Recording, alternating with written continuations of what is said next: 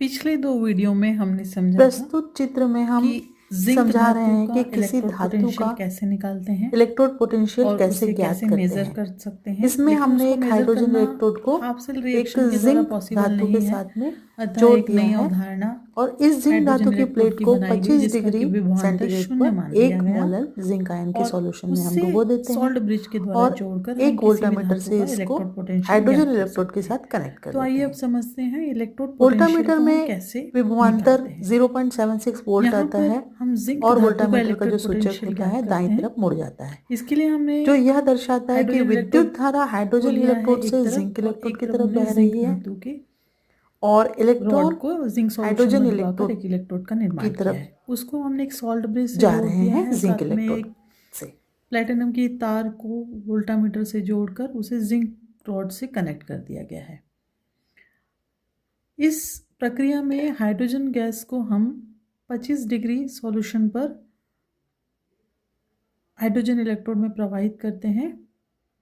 अब जिंक धातु की प्लेट को 25 डिग्री सेंटीग्रेड पर एक जिंक आयन के ही सॉल्यूशन में डुबा दिया जाता है और इसे एक वोल्टमीटर द्वारा एक मानक हाइड्रोजन इलेक्ट्रोड से हम कनेक्ट कर देते हैं। इस समय जिंक का इलेक्ट्रोड पोटेंशियल 0.76 वोल्ट आता है। चूंकि वोल्टामीटर में जो इंडिकेटर होता है वो राइट साइड में मुड़ जाता है, जिससे यह पता चलता है कि विद्युत धारा यानी कि करंट इलेक्ट्रिसिटी जो है हाइड्रोजन इलेक्ट्रोड से जिंक इलेक्ट्रोड की तरफ बह रही है, अर्थात इलेक्ट्रॉन जिंक इलेक्ट्रोड से हाइड्रोजन इलेक्ट्रोड की ओर जा रहे हैं। इस तरह से जिंक धातु का इलेक्ट्रोड पोटेंशियल हम हाइड्रोजन इलेक्ट्रोड के द्वारा जब नापते हैं तो वो आता है 0.76।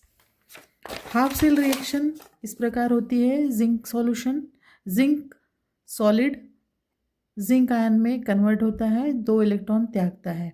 इस 2 इलेक्ट्रॉन को हाइड्रोजन अवशोषित कर लेती प्राप्त करती है और हाइड्रोजन गैस का निर्माण होता है। ये 2 हाफ सेल रिएक्शन मिलकर पूर्ण सेल रिएक्शन इस प्रकार होता है, जिससे कि हम जिंक धातु का स्टैंडर्ड पोटेंशियल 0.76 निकाल पाते हैं।